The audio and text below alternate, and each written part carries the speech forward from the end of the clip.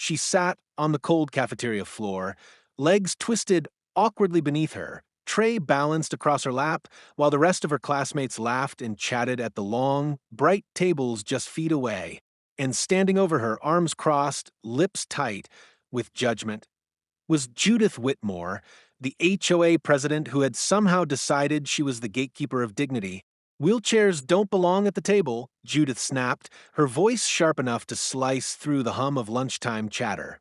You're blocking the space for the other children. It's inappropriate.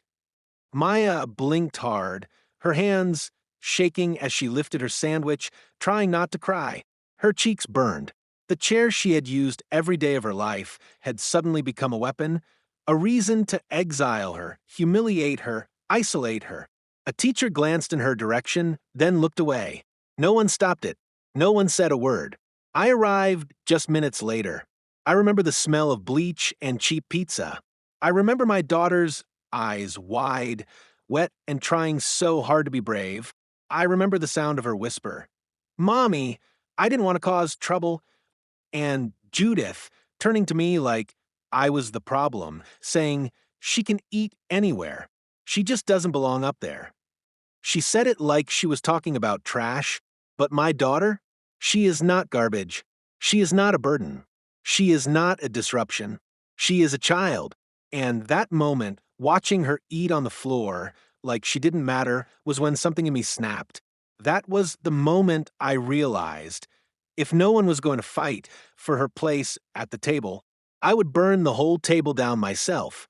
My name is Danielle Harper, and if you'd told me 5 years ago that I'd be fighting neighborhood politics just to let my child eat like a human being, I'd have laughed in disbelief. I'm a single mom. I work the night shift at County General as a trauma nurse, which means I've seen more suffering and more miracles than I can count. But nothing prepared me for what I'd have to face in a neighborhood that promised peace and pride and delivered cruelty instead. My daughter Maya is 9. She was born with spina bifida, and from the moment she took her first breath, the world tried to tell her she wasn't going to make it. But she did, and then she smiled. She's always smiling. One of those rare kids who can light up a room with just the softness of her voice or the little dimple in her left cheek when she's thinking hard. Maya doesn't complain. Not when the braces hurt her legs, not when kids stare at her wheelchair, not when her fingers shake while she tries to frost cupcakes. She bakes from scratch. She wants to be a baker one day. Says she's going to open a shop called Maya's Marvels, where every cookie has a heart and every seat has wheels. I believe her, because when Maya believes in something, she pours her whole soul into it. We moved to Maple Glen a year ago. I had saved every penny from overtime shifts, skipped meals, sold furniture, just so we could live in a better district, a place with clean sidewalks, good schools, trimmed hedges, and neighbors who waved. I thought I was doing what every parent dreams of, giving their child a shot at normalcy. And at first, it looked promising.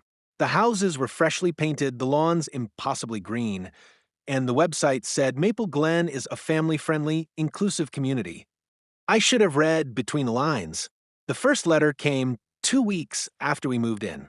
It was from the HOA with their logo printed in gold foil, and it was about the wheelchair ramp we'd installed temporarily until the city's permit came through. Obstruction of visual aesthetic, it said, in violation of neighborhood standards. I called to explain that it was for Maya's mobility and that it was only temporary. The woman on the phone, her name was Judith, said, "We understand need, but the neighborhood must maintain harmony." Harmony. That word would haunt us. The second warning came a month later. This time, it was about Maya's walker, which we had leaned gently against the porch railing. It was out of sight from a road, but apparently visible to Judith, who made a note in the complaint. Medical devices should be stored out of public view. I stared at that sentence for 10 minutes, unsure whether to cry or scream. It wasn't a lawnmower. It was my daughter's legs. I started noticing how neighbors stopped waving. How the woman 2 doors down, who initially offered us homemade zucchini bread, suddenly avoided eye contact. Maya didn't notice. She just kept smiling at everyone. rolling down the sidewalk with her clipboard full of bakery ideas. She drew up menus, made lists of ingredients, said she wanted to host a community cookie day. I nodded and told her we'd figure it out. Meanwhile, the fines started to pile up. A misplaced trash bin, a chalk drawing Maya made on our driveway, a cupcake with wings, was flagged as graffiti. Judith called and said we were receiving too many exceptions, that her job as HOA president was to maintain order. "We've had complaints," she added, her voice syrupy. "People say your presence is disrupting the flow." The flow. I looked at Maya, who had spent that morning struggling to mix batter because her fingers were tired, and who still smiled when she heard the mailman at the door. She was the flow. She was the heartbeat of every place she entered. Still, I told myself it would pass. That maybe Judith was just one bad apple. That the rest of the school and neighborhood would catch on, realize who Maya was, a miracle, a marvel, a masterpiece, and embrace her. That belief carried me all the way to the school's lunch with loved ones event, a casual community gathering where kids could invite their parents or someone special to join them for lunch outside the school gym. Picnic tables, juice boxes, homemade sandwiches. I couldn't attend because of my shift, but Maya said it was fine. She'd bring her best friend Chloe and sit at the big girl table. She packed her lunch with care, PB&J, on gluten-free bread, her favorite cookies, and a little napkin where I wrote, "Enjoy lunch with your friends. Mommy loves you." She left that morning with her backpack, her chair wheels sparkling clean, and a ribbon in her hair.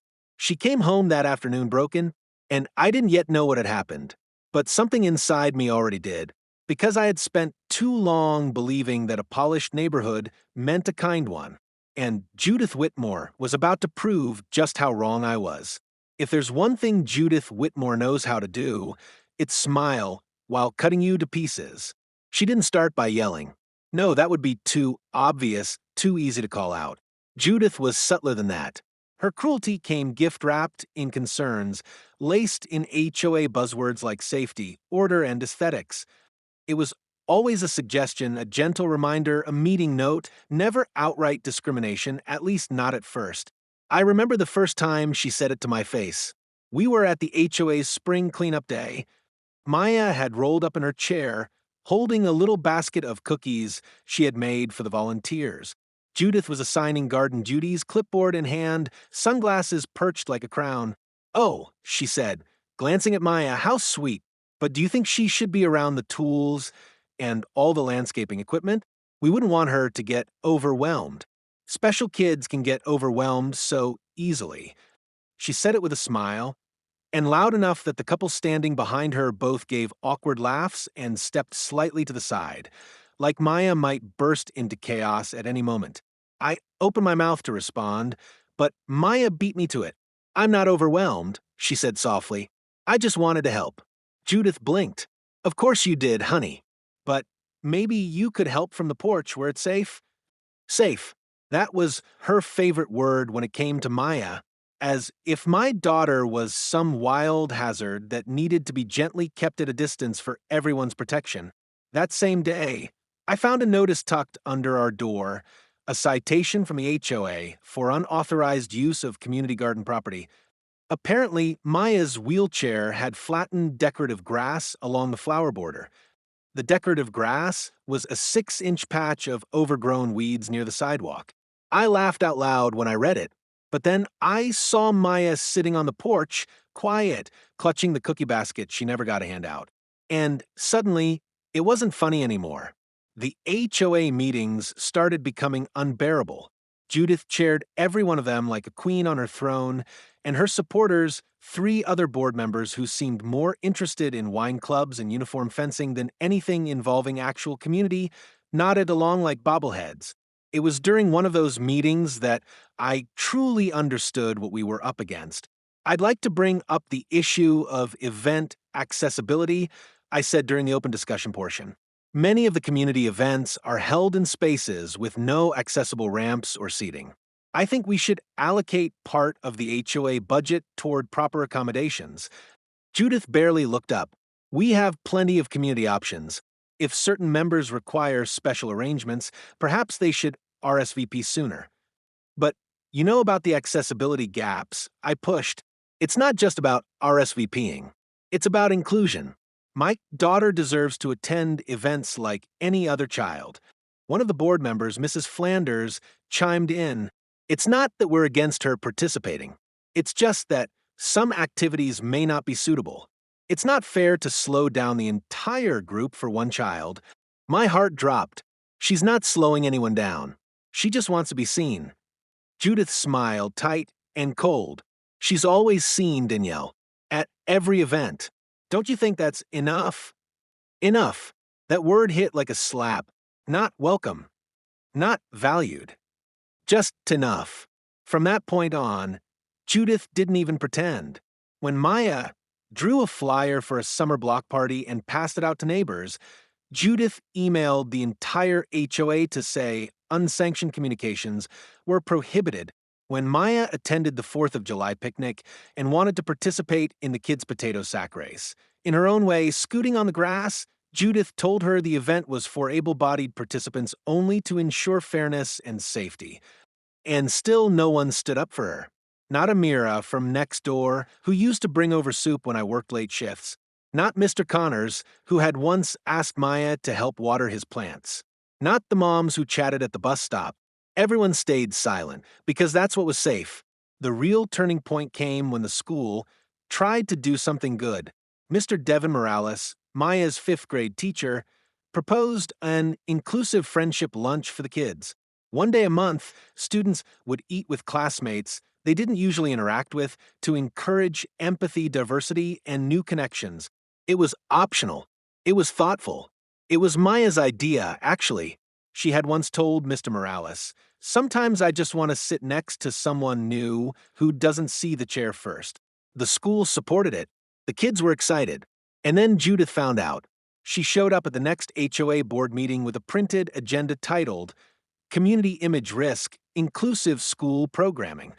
She claimed the lunch event sent an unbalanced message about ability and would put pressure on children to interact unnaturally. She warned the school board liaison that forced diversity training through cafeteria arrangements could trigger parent complaints. She even suggested that if the school insists on these types of stunts, then perhaps we need to reconsider our community's support of school-related activities.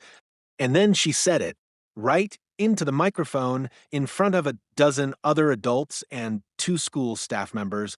It's not that I'm against disabled children, but communal tables should reflect the shared experience of the majority. A wheelchair at the table disrupts that. Even now, I wish I had stood up then. I wish I had screamed, flipped the table, told everyone to shove their fake smiles and silent nods. But I didn't, because I was tired, because I was outnumbered, because I was scared that if I made noise, they'd find another way to punish Maya. And Judith knew that. She counted on it. So, when the day of the lunch came, when Maya wheeled herself into that cafeteria, proud and ready, wearing the little sunflower pin Mr. Morales gave every student who joined the program, Judith was waiting.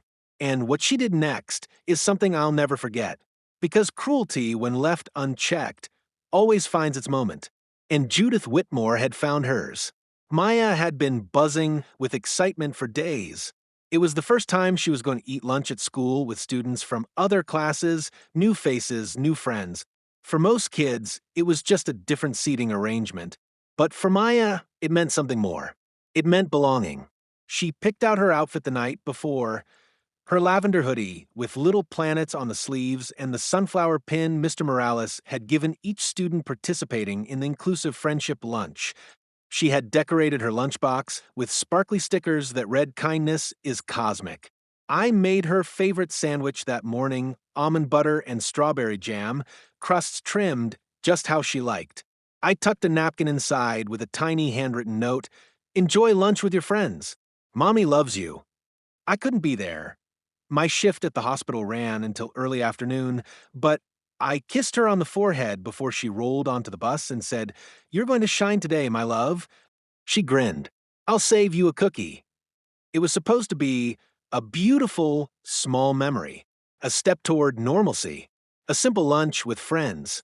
But Judith Whitmore made sure to poison even that. Judith had no children at the school. She had no reason to be near the lunchroom that day. But that didn't stop her from showing up, clipboard in hand, heels clicking against the polished floors, demanding to be let in because she had a right to inspect any activity affecting HOA youth. Mr. Morales was supervising the lunch. He gave her a hesitant nod, but kept his focus on the kids. He didn't want a scene. None of us ever did. Maya had just wheeled herself up to a lunch table in the middle row. It was a circular table with built-in benches. The other students had already scooted aside to make space for her chair. One little girl offered to help unwrap Maya's juice box. A boy complimented her space stickers. For once, Maya wasn't different. She was just part of it. That's when Judith appeared. At first, she hovered, watching, judging. Then, like a hawk circling prey, she swooped in. "This isn't going to work," she said loudly, pointing to Maya's wheelchair. "You're disrupting the flow of the table." The kids froze. Maya blinked. "I'm not blocking anyone." Judith's lips tightened. "Sweetheart, it's not your fault. But this setup wasn't meant for special equipment. You're in the way." Mr. Morales approached, already sensing the tension. "Mrs. Whitmore, the students are comfortable. We've made space." "It's not about comfort," Judith cut in. "It's about rules, uniformity, flow."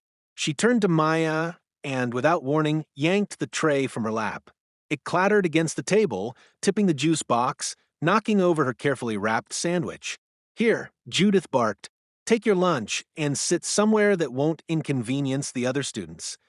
She reached down, grabbed the tray again, and placed it on the floor beside Maya. Maya stared at it, then looked up. Then, slowly, painfully, she rolled herself back, maneuvered to a quiet corner by the vending machine, and parked her chair against the wall. She didn't cry. Not yet. She just slid out of the chair and onto the tile floor with shaking arms, picked up the sandwich, and began eating in silence. Knees tucked, back hunched, sunflower pins still gleaming on her chest. The room didn't erupt in laughter or chaos. It fell into paralyzed silence. The students looked at one another, confused and scared.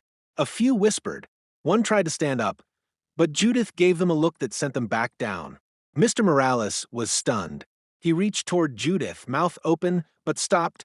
Judith turned to him and said, "You really think we should be encouraging this? Letting one student take over a table designed for 10? Come on. It's a distraction. She can eat, just not here." And then she left, as quickly as she had come, heels clicking, smile intact. Maya finished her sandwich, alone, on the floor, in front of everyone. I got the call 40 minutes later. Not from the school. From Maya. Her voice was barely above a whisper. "Mommy, I didn't mean to make trouble." By the time I arrived, the cafeteria had emptied. Mr. Morales was pacing near the lockers, visibly distraught. "I'm so sorry, Mrs. Harper. I didn't expect her to do that. I should have. I didn't wait for him to finish. I ran inside. And there she was, my baby, curled against the wall like she was trying to disappear. Her tray still beside her, crumbs on her knees, and that note I had written, 'Enjoy lunch with your friends,' crumpled in her fist. She looked up at me and gave the saddest, smallest smile I've ever seen. 'I didn't want to ruin anything,' she whispered. I dropped to my knees, and I held her. Tight. I didn't say anything at first, because my voice was gone, swallowed whole by the weight of what I was seeing. I had worked so hard to protect her, to build a world where she felt safe. But one sentence, one woman, had shattered it in seconds. And in that moment, I knew something had changed. I wasn't going to stay silent anymore. Judith Whitmore didn't just force my daughter to eat on the floor. She awakened a storm, and that storm was coming for her. Maya didn't speak for 3 days. She didn't cry, didn't complain, didn't scream. She just disappeared into herself. Her eyes were open, but her spirit wasn't there. She stayed in her room with the curtains drawn, her chair parked in the corner like it had betrayed her. She curled up in her bed, facing the wall, holding her stuffed bear, Biscuit, close to her chest, the same bear she'd had since she was 4. The ones she used to dress in little aprons and chef hats. The ones she used to tuck into her lap while practicing frosting cookies on a plastic tray. Now biscuits sat limp in her arms like a surrender flag. I brought her soup. She didn't touch it. I asked if she wanted to talk. She shook her head. I offered to bake with her. She pulled the blanket over her face. And then one night, as I tucked her in, her voice finally broke through the silence. "Why am I so wrong, Mommy?" I froze. My heart shattered. "You're not wrong," I whispered, crawling into the bed beside her. "You're everything right." She turned her face toward me, tears silently spilling down her cheeks. "Then why do people act like I ruin everything?" I didn't have an answer that would fix what had been broken, because I had spent years shielding her from the truth that the world doesn't always wait until someone does something wrong to hurt them. Sometimes it sees a wheelchair or a walker or a quiet kid with wide eyes and decides they don't belong. But Judith hadn't just humiliated Maya in public. She had confirmed to my daughter that being different meant being disposable. And that night, I sat awake by her bedside and cried harder than I had in years. The next morning, I emailed the school principal, the superintendent, and every board member I could find. I demanded a meeting. I demanded accountability. But no one responded right away. By the second day, I received a generic message from the district secretary. "We are reviewing the incident in question and determining appropriate steps moving forward." Reviewing? Steps? They had watched a child be forced to eat on the floor and thought it required deliberation? Worse still, the HOA responded faster than the school. A new bulletin was posted to the Maple Glen Facebook group, signed by none other than Judith Whitmore herself and endorsed by the rest of the board. It read, "In light of recent misrepresentations, we wish to clarify that HOA President Judith Whitmore acted in accordance with community safety and inclusivity guidelines. No child was denied food or access." Mrs. Harper's emotional response, while understandable, is part of a larger pattern of mischaracterizing communal policy for personal sympathy. HOA leadership continues to prioritize unity and fairness for all residents. Personal sympathy? I sat at the kitchen table, hands shaking, staring at those words on my screen. They didn't just protect Judith, they painted me as unstable, as a problem, as a mother exploiting her daughter's disability for attention. The comments rolled in like acid. "Sounds like this mom's just trying to stir drama. If your kid needs special seating, maybe don't expect the world to change. Judith's always been respectful. This seems blown out of proportion. Sick of people using disability as a shield for bad behavior. Not one person defended us. Not one neighbor. Not even Amira Benson, the woman who once hugged me when Maya came home from the hospital and said, 'This neighborhood is lucky to have her.' Now, nothing. Just the sound of blinds being drawn when I passed by. The sound of silence. It was worse than words. Silence meant agreement. Silence meant we weren't worth the risk. Maya's teacher, Mr. Morales, called once. He sounded wrecked with guilt. I should have stopped her, he said, voice cracking. I wanted to, but I froze. I was scared of what she'd do to me, to my job. I appreciated the call, I really did. But it didn't undo what happened. And it didn't make Maya feel any less alone. She refused to go to school. Flat out. Every morning, I tried gently. She shook her head. One day, she pushed her wheelchair across the room and said, "What's the point? It's not like they want me there." The worst part? I couldn't argue. Because they hadn't acted like they wanted her there. Because no one had stepped between my daughter and that monster. Because Maya had been humiliated and the world just kept spinning. I considered pulling her out permanently, homeschooling, moving, again, starting over, again. But something inside me, it wasn't rage exactly, it was resolve. The kind that simmers, the kind that waits. I didn't want to just leave, because if we left, Judith would win. She would get to keep her perfect little HOA kingdom where people like Maya were quietly erased. No, not this time. This time I was going to fight. And not just for Maya, but for every parent who's ever been told they were too sensitive. For every child who's been forced to sit on the floor while the world ate at a table above them. For every neighbor who knew better and stayed silent. Judith thought she had silenced us, but all she did was wake a storm, and storms don't care about HOA rules.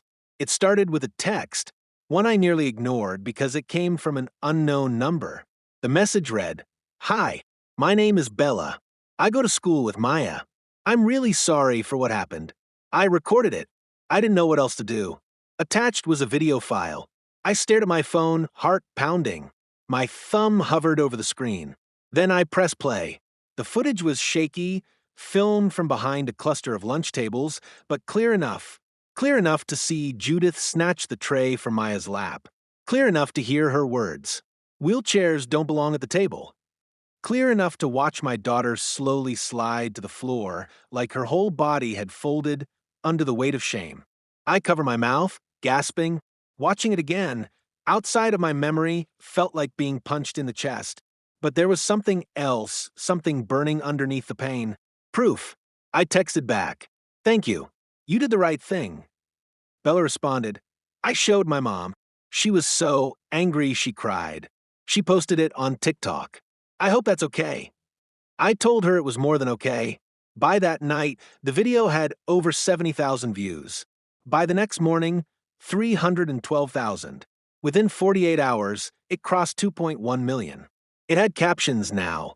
A slow zoom on Maya's face as she looked at her tray on the floor. A subtitle overlaying Judith's voice, "She can eat anywhere. She just doesn't belong up there." People were furious. Comments flooded in, "This is abuse. This Karen needs to be stripped of every title she's ever had. This child has more grace in her pinky than that entire HOA board. Who raised that woman? A trash can. Hashtag lunch on the floor. I'm making my kids eat on the ground today in solidarity." I refreshed the screen over and over, stunned by the waves of outrage. Messages started pouring into my inbox. From parents, from teachers, from total strangers. And then a woman named Rachel messaged me from a local disability advocacy group. She wrote, "Danielle, would you be willing to speak publicly? Your story is important. People need to hear this from you, not just through a clip." At first, I hesitated. I'm not a public speaker. I'm a nurse, a mother, a woman who's barely slept in weeks and has cried more in the last 5 days than in the last 5 years. But I looked over at Maya, still lying in bed, her sunflower pin now resting on her dresser like it no longer meant anything. And I knew what I had to do. So I sat at my kitchen table with my laptop, brushed my hair into a low ponytail, and hit record. My voice trembled at first, but then I found my rhythm. My name is Danielle Harper. My daughter is Maya. And last week, a woman named Judith Whitmore, the president of our HOA, forced my daughter to eat her lunch on the floor. Not because she did anything wrong, not because she was disruptive, but because she uses a wheelchair. And because in Judith's eyes, that means she doesn't deserve to be seen. I didn't script it. I just spoke from my soul. I uploaded it to Facebook, TikTok, and Instagram. Within 2 hours, it had 400,000 views. By day's end, it hit 1.2 million. A local journalist reached out, then a national morning show, then a state senator's office. I went viral, but not because I was chasing attention. I went viral because truth has power, especially when spoken plainly. And then something extraordinary happened.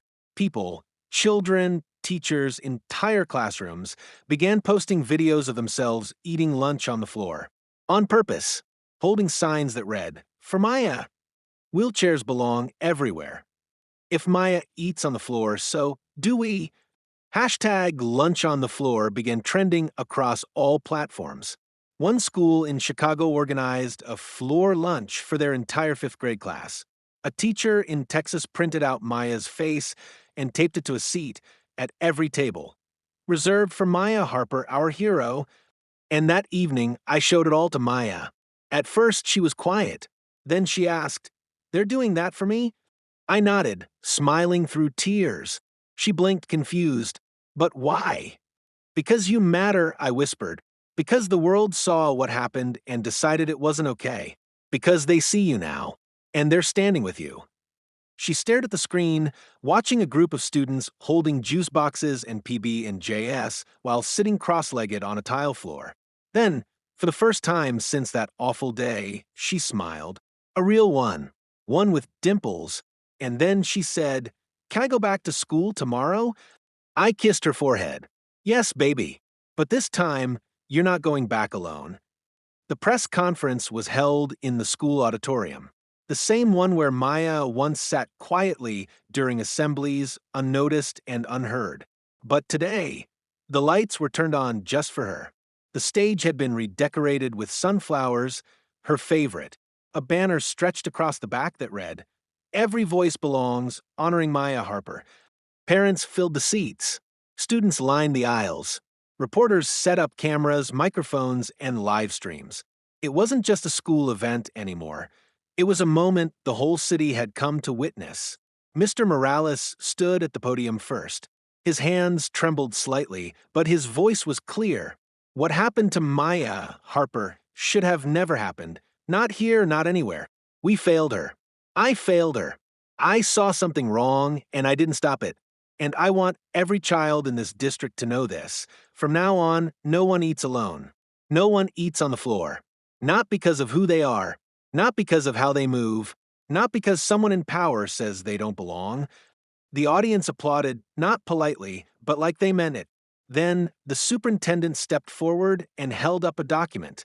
"We are implementing a new district-wide policy today. It's called the Harper Inclusion Mandate. Effective immediately, every school must review and redesign its accessibility and dignity policies, guided by one question. Would Maya feel welcome here? If the answer is no, we change it." Maya sat in the front row, in her newly painted wheelchair, purple with tiny golden stars. Her sunflower pin was shining again, and this time, she wasn't looking down. She was looking forward. The applause continued, but it wasn't the only sound echoing that day. Because back in the heart of Maple Glen, an emergency HOA meeting was underway, one with its own reckoning. The clubhouse was packed. Residents, many of whom had kept their heads down for far too long, were now wide-eyed and tense. The viral video had made national news. Reporters had been calling. Businesses were threatening to pull community sponsorships. Judith Whitmore had gone from queen bee to a public embarrassment overnight. She sat stiffly at the end of the long oak table, lips pursed, flanked by the remaining board members. For the first time in years, she didn't speak first. Instead, Clark Henley, the HOA vice president, stood and cleared his throat. "I've served with Judith for 6 years," he said slowly, "and in that time, I've seen her enforce rules with, let's say, firmness. But nothing could have prepared me for what I saw in that video." He paused, visibly holding back tears. That child, Maya, she's a member of this community. She lives here. And what we allowed to happen to her wasn't just wrong. It was inhumane. Judith, you abused your power. You embarrassed this board. And you hurt a little girl who just wanted to eat lunch with her friends. Judith opened her mouth to speak, but he held up a hand. No more statements. No more justifications. He turned to the room. "I motion to remove Judith Whitmore from her position as HOA president, effective immediately." A silence fell. Then, one by one, hands rose. The vote was unanimous.